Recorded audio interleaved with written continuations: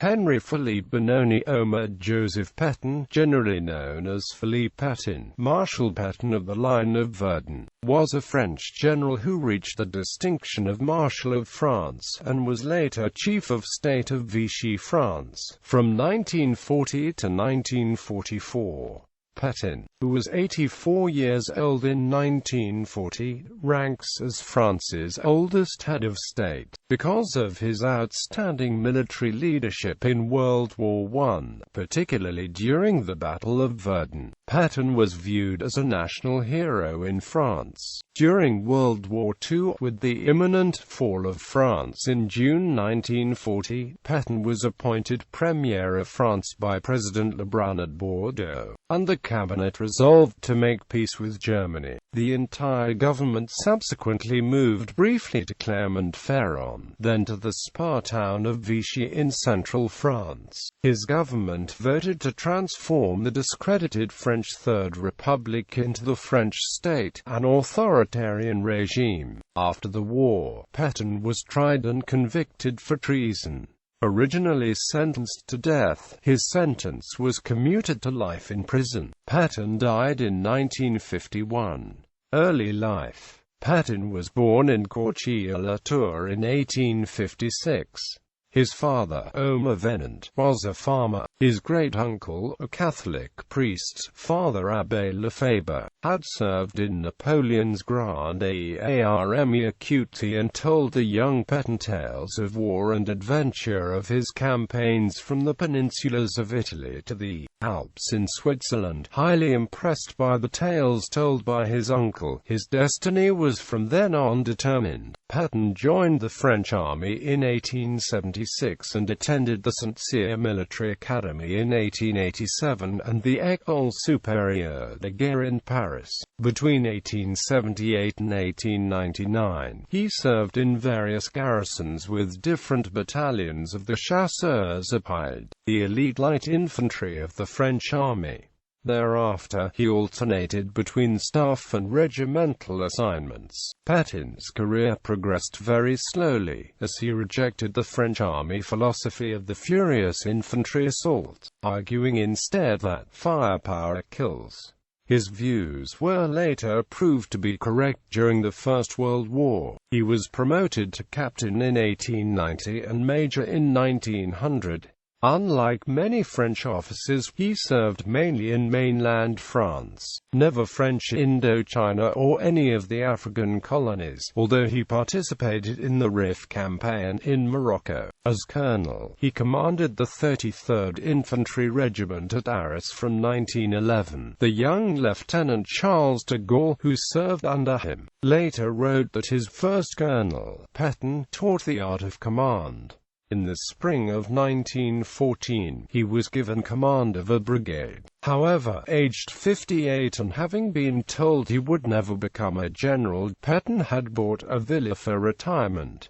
World War I. Pétain led his brigade at the Battle of Guise. At the end of August 1914, he was quickly promoted to brigadier general and given command of the 6th Division in time for the First Battle of the Marne. Little over a month later, in October 1914, he was promoted again and became 33rd Corps commander. After leading his corps in the spring 1915 Artois offensive, in July 1915 he was given command of the Second Army, which he led in the Champagne offensive that autumn.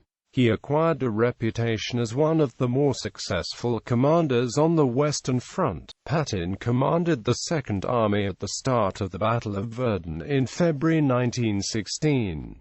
During the battle he was promoted to commander of Army Group Centre, which contained a total of 52 divisions. Rather than holding down the same infantry divisions on the Verdun battlefield for months, akin to the German system, he rotated them out after only 2 weeks on the front lines. His decision to organize truck transport over the Voie Sacrée to bring a continuous stream of artillery, ammunition and fresh troops into besieged Verdun also played a key role in grinding down the German onslaught to a final halt in July 1916.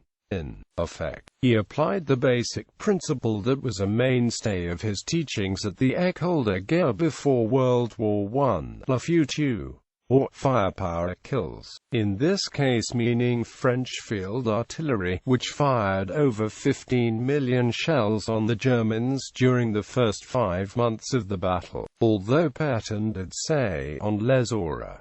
The other famous quotation often attributed to him, "Ils ne passeront pas," was actually uttered by Robert Nivelle, who succeeded him in command of the Second Army at Verdun in May 1916. At the very end of 1916, Nivelle was promoted over Pétain to replace Joseph Joffre as French commander-in-chief. Mutiny in 1917. Because of his high prestige as a soldier's soldier, Pétain served briefly as Army Chief of Staff. He then became Commander-in-Chief of the French Army, replacing General Nivelle, whose Chemin des Dames offensive failed in April 1917, thereby provoking widespread mutinies in the French army. They involved, to various degrees, nearly half of the French infantry divisions stationed on the Western Front. Pétain restored morale by talking to the men, promising no more suicidal attacks,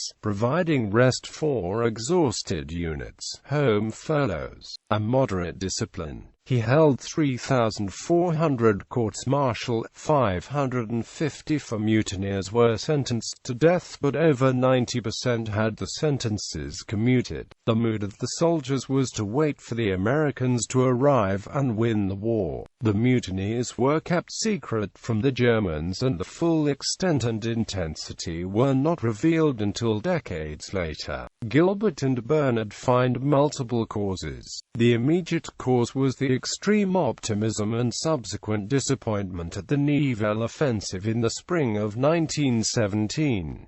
Other causes were pacifism, stimulated by the Russian Revolution and the trade union movement, and disappointment at the non-arrival of American troops. Pétain conducted some successful but limited offensives in the latter part of 1917. Unlike the British, who stalled in an unsuccessful offensive at Passchendaele that autumn, Pétain instead held off from major French offensives until the Americans arrived in force on the front lines, which did not happen until the early summer of 1918. He was also waiting for the new Renault FD tanks to be introduced in large numbers, hence his statement at the time, "I am waiting for the tanks and the Americans." 1918-1918 saw major German offensives on the Western Front. The first of these, Operation Michael in March 1918, threatened to split the British and French forces apart, and, after Pétain had threatened to retreat on Paris, the Doullens Conference was called. Just prior to the main meeting, Prime Minister Clemenceau claimed he heard Pétain say, "Les Allemands battront les Anglais en race campaign. Après quoi ils nous battront aussi in open country, then they'll beat us as well." He reported this conversation to President Poincaré, adding, "Surely a general should not speak or think like that." Haig recorded that Pétain had a terrible look. He had the appearance of a commander who had lost his nerve. Pétain believed, wrongly, that Gough's Fifth Army had been routed like the Italians at Caporetto. At the conference, Ferdinand Foch was appointed as Allied Generalissimo, initially with powers to coordinate and deploy Allied reserves where he saw fit. Pétain eventually came to the aid of the British and secured the front with 40 French divisions. Pétain proved a capable opponent of the Germans both in defense and through counter-attack. The third offensive, Blucher, in May 1918, saw major German advances on the Aisne, as the French army commander ignored Pétain's instructions to defend in depth and instead allowed his men to be hit by the initial massive German bombardment. By the time of the last German offensives, Gneisenau and the Second Battle of the Marne, Pétain was able to defend in depth and launch counter-offensives, with the new French tanks and the assistance of the Americans. Later in the year, Pétain was stripped of his right of direct appeal to the French government and requested to report to Foch, who increasingly assumed the coordination and ultimately the command of the Allied offensives. After the war ended, Pétain was made Marshal of France on the 21st of November 1918. Personal life. Pétain was a bachelor until his 60s, and famous for his womanizing. Women were said to find his piercing blue eyes especially attractive. At the opening of the Battle of Verdun, he is said to have been fetched during the night from a Paris hotel by a staff officer who knew which mistress he could be found with. After the war, Pétain married an old lover, Mme. Eugénie Harden, a particularly beautiful woman, on the 14th of September 1920. They were to remain married until the end of Pétain's life. Harden had been divorced from François de Lorraine in 1914. She had no children by Pétain but already had a son from her first marriage, Pierre de Lorraine, whom Pétain strongly disliked. Between the wars, Pétain ended the war regarded, without a doubt, the most accomplished defensive tactician of any army, and one of France's greatest military heroes, and was made a Marshal of France at Metz by President Raymond Poincaré on 8 December 1918. He was subsequently summoned to be present at the signing of the Treaty of Versailles on 28 June, 1919. His job as commander-in-chief came to an end with peace and demobilization, and with Foch out of favor after his quarrel with the French government over the peace terms. It was Pétain who, in January 1920, was appointed vice-chairman of the revived Conseil supérieur de la guerre. This was France's highest military position, whose holder was commander-in-chief designate in the event of war and who had the right to overrule the chief of the General Staff, and Pétain would hold it until 1931. Pétain was encouraged by friends to go into politics, although he protested that he had little interest in running for an elected position. He nevertheless tried and failed to get himself elected president following the November 1919 elections. Shortly after the war, Pétain had placed before the government plans for a large tank and air force, but at the meeting of the Conseil supérieur de la défense nationale of the 12th of March 1920, the finance minister, François Marshal, announced that although Pétain's proposals were excellent, they were unaffordable. In addition, Marshal announced reductions in the army from 55 divisions to 30 in the Air Force, and did not mention tanks. It was left to the marshals Pétain, Joffre and Foch to pick up the pieces of the strategies. The General Staff, now under General Edmond Bouet, now began to think seriously about a line of forts along the frontier with Germany, and the report was tabled on the 22nd of May 1922. The three marshals supported this. The cuts in military expenditure meant that taking the offensive was now impossible and a defensive strategy was all they could have. Pétain was appointed Inspector General of the Army in February 1922 and produced, in concert with the new Chief of the General Staff, General Marie-Eugène Debony, the new Army manual entitled Provisional Instruction on the Tactical Employment of Large Units, which soon became known as the Bible. On 3 September 1925, Pétain was appointed sole commander-in-chief of French forces in Morocco to launch a major campaign against the Rif tribes, in concert with the Spanish army, which was successfully concluded by the end of October. He was subsequently decorated at Toledo by King Alfonso XIII with the Spanish Medalla Militar. In 1924, the National Assembly was elected on a platform of reducing the length of national service for 1 year, to which Pétain was almost violently opposed. In January 1926, the Chief of Staff, General Debony, proposed to the Conseil a totally new kind of army. Only 20 infantry divisions would be maintained on a standing basis. Reserves could be called up when needed. The Conseil had no option in this straitened circumstances but to agree. Pétain, of course, disapproved of the whole thing, pointing out that North Africa still had to be defended and in itself required substantial standing army, but he recognized, after the new army organization law of 1927, that the tide was flowing against him. He would not forget that the radical leader, Edouard Daladier, even voted against the whole package, on the grounds that the army was still too large. On the 5th of December 1925, after the Locarno Treaty, the Conseil demanded immediate action on a line of fortifications along the eastern frontier to counter the already proposed decline in manpower. A new commission for this purpose was established, under Joseph Joffre, and called for reports. In July 1927, Pétain himself went to reconnoiter the whole area. He returned with a revised plan, and the commission then proposed two fortified regions.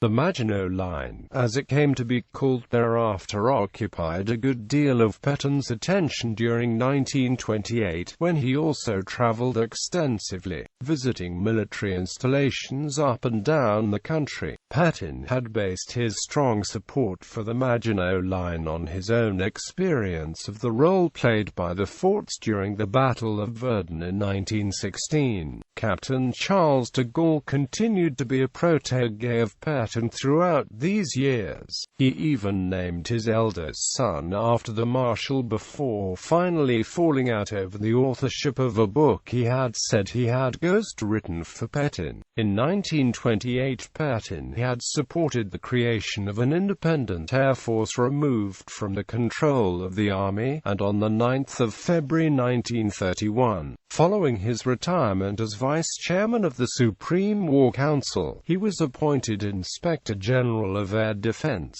His first report on air defense, submitted in July that year, advocated increased expenditure. In 1931, Pétain was elected a Fellow of the Académie Française. By 1932, economic skies had darkened and Édouard Herriot's government had made severe cuts in the defense budget. Orders for new weapon systems all but dried up. Summer maneuvers in 1932 and 1933 were cancelled due to lack of funds, and recruitment to the armed forces fell off. In the latter year, General Maxime Weygand claimed that the French army was no longer a serious fighting force. Edouard Daladier's new government retaliated to Weygand by reducing the number of officers and cutting military pensions and pay, arguing that such measures, apart from financial stringency, were in the spirit of the Geneva Disarmament Conference. Political unease was sweeping the country, and on the 6th of February 1934 the Paris police fired on a group of rioters outside the Chamber of Deputies, killing 14 and wounding a further 236.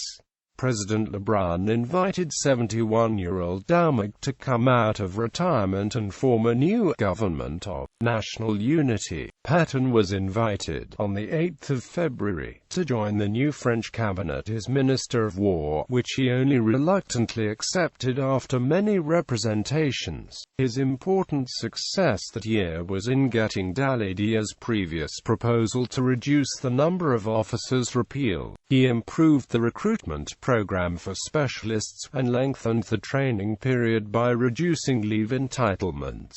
However, Weygand reported to the Senate Army Commission that year that the French army could still not resist a German attack. Marshals Louis Franchet d'Esprit and Hubert Lyautey added their names to the report. After the autumn maneuvers, which Pétain had reinstated, a report was presented to Pétain that officers had been poorly instructed, had little basic knowledge, and no confidence. He was told, in addition, by Maurice Gamelin, that if the plebiscite in the territory of the Saar Basin went for Germany, it would be a serious military error for the French army to intervene. Pétain responded by again petitioning the government for further funds for the army. During this period, he repeatedly called for a lengthening of the term of compulsory military service for conscripts entering the military service, from 2 to 3 years, to no avail. Pétain accompanied President Lebrun to Belgrade for the funeral of King Alexander, who had been assassinated on 6 October 1934 in Marseille by Vlado Chernozemski, a Macedonian nationalist of Bulgarian origin. Here he met Hermann Göring, and the two men reminisced about their experiences in the Great War. When Göring returned to Germany, he spoke admiringly of Pétain, describing him as a man of honor. In November the Dauma government fell. Pétain had previously expressed interest in being named Minister of Education, a role in which he hoped to combat what he saw as the decay in French moral values. Now, however, he refused to continue in Flanders' government as Minister of War and stood down, in spite of a direct appeal from Lebrun himself. At this moment an article appeared in Le Petit Journal, a popular newspaper, calling for Pétain as a candidate for a dictatorship. 200,000 readers responded to the paper's poll. Pétain came first with 47,000, ahead of Pierre Laval's 31,000 votes. These two men traveled to Warsaw for the funeral of the Polish Marshal Pilsudski in May 1935. Although Le Petit Journal was conservative, Pétain's high reputation was bipartisan. Socialist Elia Couto and Blum called him the most human of our military commanders. Pétain did not get involved in non-military issues when in the cabinet, and unlike other military leaders, he did not have a reputation as an extreme Catholic or a monarchist. He remained on the High Military Committee. Weygand had been at the British Army 1934 manoeuvres at Tidworth Camp in June and was appalled by what he had seen. Addressing the committee on the 23rd, Pétain claimed that it would be fruitless to look for assistance to Britain in the event of a German attack. On 1 March 1935, Pétain's famous article appeared in the Revue des Deux Mondes, where he reviewed the history of the army since 1927-28. He criticized the militia system in France, and her lack of adequate air power and armor. This article appeared just 5 days before Adolf Hitler's announcement of Germany's new air force and a week before the announcement that Germany was increasing its army to 36 divisions. On 26 April 1936, the general election results showed 5.5 million votes for the left against 4.5 million for the right on an 84% turnout. On 3 May, Pétain was interviewed in Le Journal, where he launched into an attack on the Franco-Soviet Pact, on communism in general, and on those who allowed communists intellectual responsibility. He said that France had lost faith in her destiny.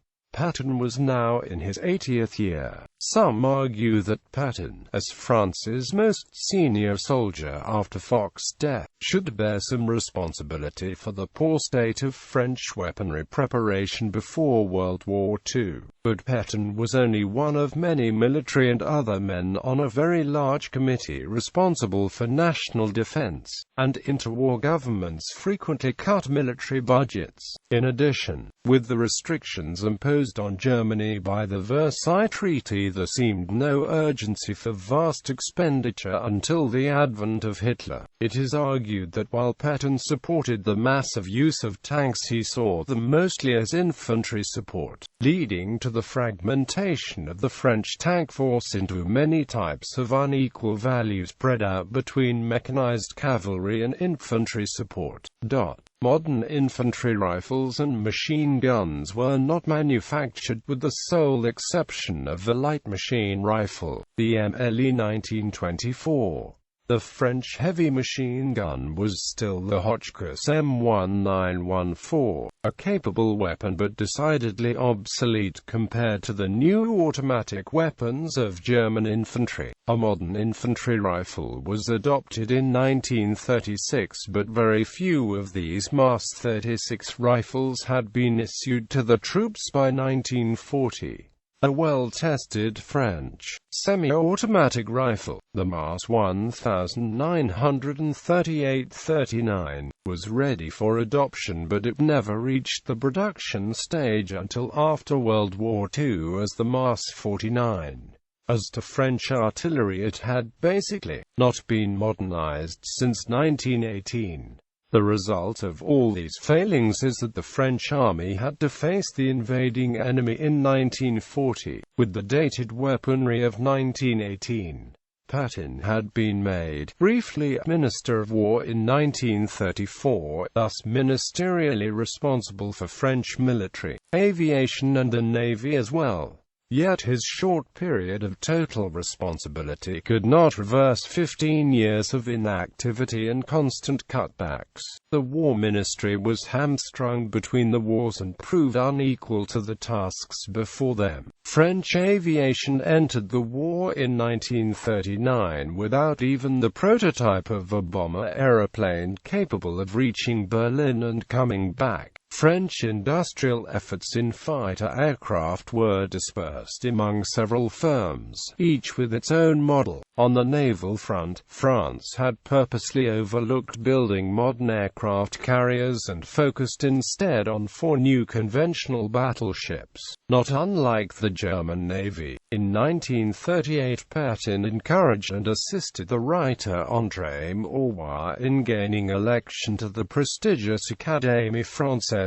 an election which was highly contested, in part due to Maurois' Jewish origin. Maurois made a point of acknowledging with thanks his debt to Pétain in his 1941 autobiography, Call No Man Happy, though by the time of writing the paths had sharply diverged, Pétain having become head of state of Vichy France while Maurois went into exile and sided with the Free French.